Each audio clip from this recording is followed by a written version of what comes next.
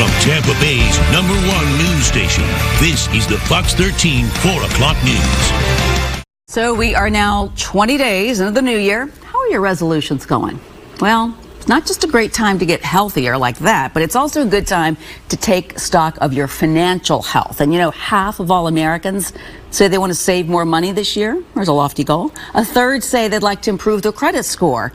But of course, they're unsure often about how to get the ball rolling in both of those really great goals. But financial planner John Troncoso joins us now to talk about those things. So what's the #1 thing on where to start for somebody who really wants to improve their finances in 2020? Sure. So it's hard to know where you're going if you don't already know where you are. Exactly. That's why I advocate for taking stock of where you are financially and just inventory what your monthly income is after tax. Compare that to your spending. Compare your assets to your liabilities, and ideally you should have a healthy buffer between those numbers. Unfortunately, 60% of Americans don't make as much as they spend each month. So we have a deficit. We're already running a deficit, and that's not a good place to be. And you look right here, and this is where you have to know what you have in the bank, know how much you're spending. And you know what happens too, our paychecks now are direct deposit, and so you never even see it, do you? Exactly that. And part of my advice is to pay yourself first. Sometimes that out of sight, out of mind concept can work to your advantage, especially with savings. Additionally, make a budget for yourself and stick to it. I know that's really hard. New Year's resolutions always are. Sure. But make sure that you're okay with your spending, prioritize your spending, and cut those frivolous expenses. Okay, and a frivolous expense may be, it may be something as simple as maybe you don't buy coffee 5 days a week. You know, maybe you cut back to 3 days a week and pay yourself first, right? What about folks who are looking down the road at retirement? And, you know, it's really going to be on us because so many companies have done away with pensions and things. So it's up to that 401k that you're able to save with. And we don't know about Social Security and what exactly that will look like for those of you ready to retire. If you're closer to it, you do know. But if you're 25 years old, that's a long ways off.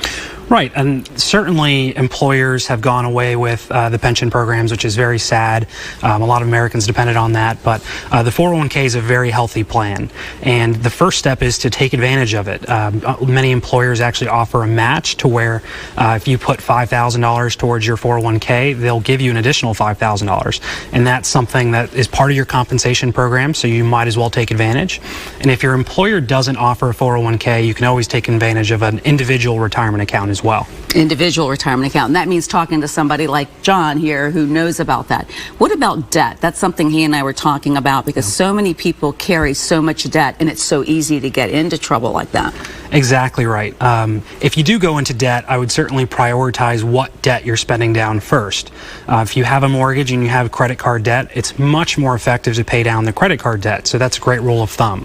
Whatever the highest interest rate is, pay that down first because credit cards can be 25% interest rates, whereas a mortgage payment can be 4 or 5%. An interesting fact, and certainly something to take note as you're paying down these high interest rate credit cards, is that Americans spend $100 billion in interest payments on credrit cards. That's a lot of money. It's a lot of money, and to me, it's better in your pocket than in the pockets of the credit card companies. Absolutely. And he was also saying, if you talk about your credit score, which is important when you go out to get a loan for, say, a house or something, how easy it is to mess up your credit score.